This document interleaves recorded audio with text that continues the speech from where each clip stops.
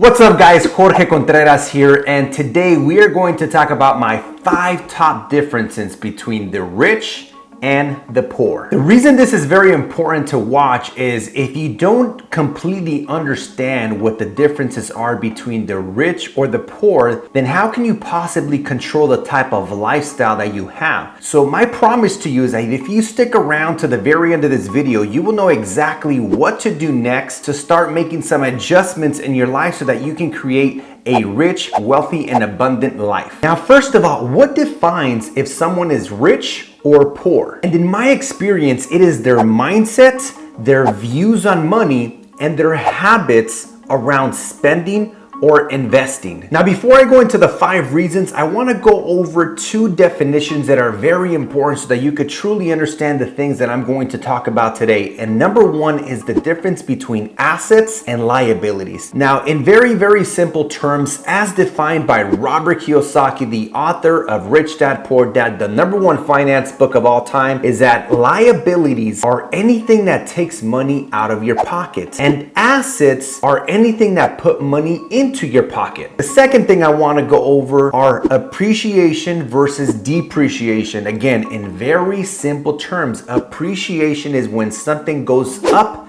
in value over time, and depreciation is when something goes down in value over time. So difference number 1 is that the poor have a habit to always spend their money, and the rich have a habit to always invest their money. So for example, with this whole stimulus, there's almost the entire population is receiving $1,200 or has already received. What do you think people with a poor mindset are doing with those $1,200? They're probably gonna buy some clothing, some shoes, and maybe some groceries, but they're gonna just buy stuff that goes down in value over time. On the other hand, I received those $1,200 and I'm actually buying stocks. I am investing that money with hopes that in the future that money can double, triple, or quadruple. And many other people with a rich mindset are also taking that money, putting it in its savings account, and when the time is right, they're going to start buying real estate. They're going to start buying things that will continue to put money in their pocket and will continue to go up in value over time. So the second difference between the rich and the poor is that the poor, they always usually buy liabilities. And again, liabilities, anything that takes money out of their pocket. So usually the poor person will get a hold of some money, and what will they do? They'll go buy shoes, clothing, Gucci, all these things that will make them appear rich, but they're not rich. See, one of the other differences between, this is a bonus by the way, between the rich and the poor, is that the poor try to appear rich. And the rich don't need to appear rich. They actually dress like normal everyday people. In fact, you could even see pictures of Warren Buffett, Bill Gates, Mark Zuckerberg. They wear the same clothes almost every day because it's one less thing to think about. And the rich, what do? They usually invest their money so that it can continue to grow over time. So if the poor person receives $5,000,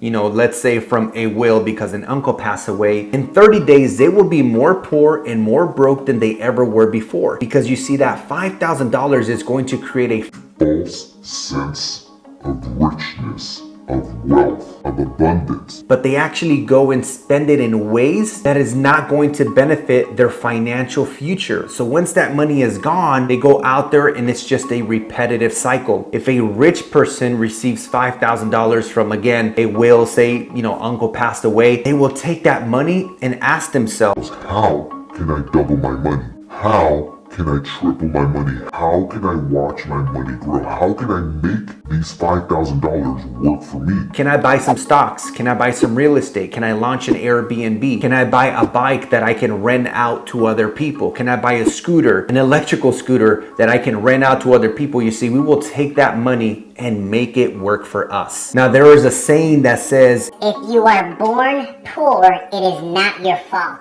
But if you die poor, it is your fault. See, we all are raised in a different environment. Some of us are raised in an environment where there is a lack of money, and some of us are raised in an environment where there is an abundance of money. See, you cannot determine whether you are born into a poor family or born into a rich family. What you can determine is how you live and how you die. Do you want to die a poor person or do you want to die a rich person? And again, what that is determined by is by your beliefs, how you view money. Are you someone that values liabilities or values assets? Are you someone who values spending money, throwing it away, and watching it depreciate? Or are you someone that values investing their money, watching it grow over time and making that money work for you? I want to share with you a very short story about John's dad and Mark's dad, okay? So John's dad, since he was a little boy, would always pay him to do chores around the house. Now you might think to yourself, you know what, that's kind of cool because he's making him earn the money. And that's true. What he is truly teaching his son is how to work for money, how to trade his hours for dollars, how to be an employee. And Mark's dad, rather than pay him to do chores, would pay him to read books about finance, about investing, about money, about financial literacy. He showed him the value of knowledge, the value of wisdom, the value of education, the value of learning. And you can just imagine, right? 10 years later, 15 years later, John is much more likely to be an employee, to go and work for someone else because he sees the value in getting paid to do things for other people. And Mark's dad showed him the value of investing, learning, education, being a student of life. You see, because The day you stop learning is the day you stop growing. difference number 3 is that poor people buy things that depreciate over time. For example, they go in to buy a brand new car. As soon as they drive off the lot, that car is worth 20% less than what it was when they paid for it. They go out there and they buy shoes, clothing in excess, things that they truly don't need but that they want. And the rich, they buy things that appreciate over time. They will go and buy a piece of real estate property, a single family home, a duplex, which is 2 houses on one lot, a triplex, which is 3 houses on one lot, a fourplex, which is 4 houses on one lot. And let's say they buy a house for $200,000, and 5 years later that same property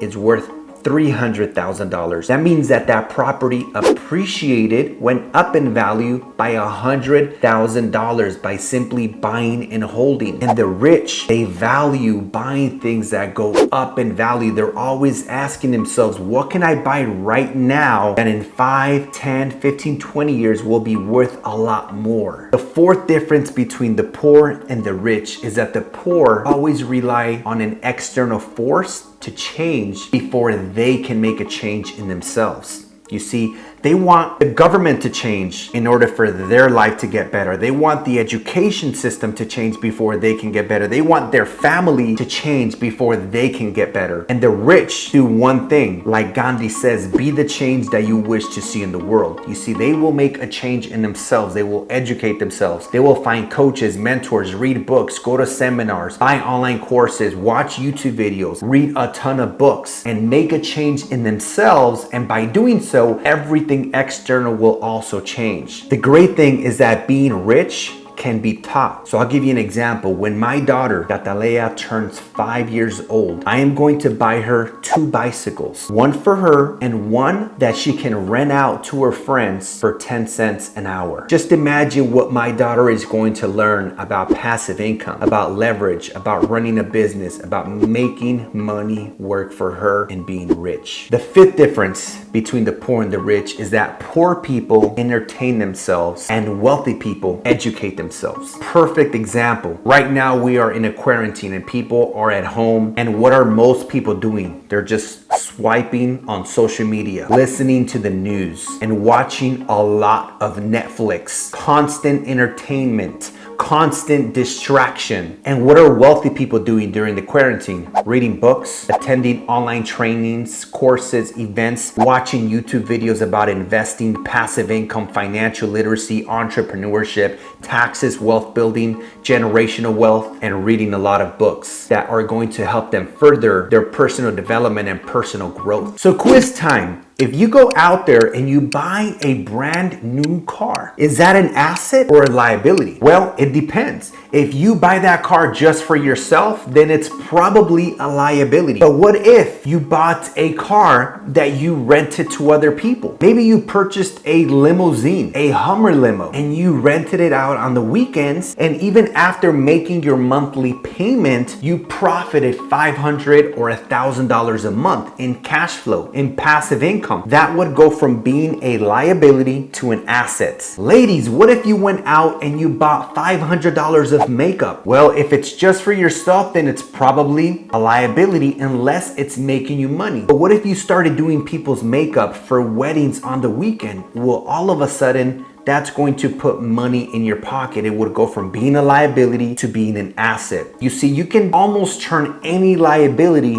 into an asset by utilizing your mind, your wealth building mindset, your wisdom, your knowledge. Now I have a question for all of you, and I want you to answer it in the comments below because this is a controversial one. If you buy a house, is that a liability or is that an asset? Let me know in the comments below. I will make sure to reply to each and every comment. I truly appreciate it. With that being said, thank you guys for watching. Go ahead and add me on Instagram. I post there every single day, at least twice a day, and I do post content on Instagram that I do not post here on YouTube. Make sure you guys smash the like button, hit that subscribe button, and turn on the notifications so that every time I upload a video, you can watch it, and I'll see you in the comments below.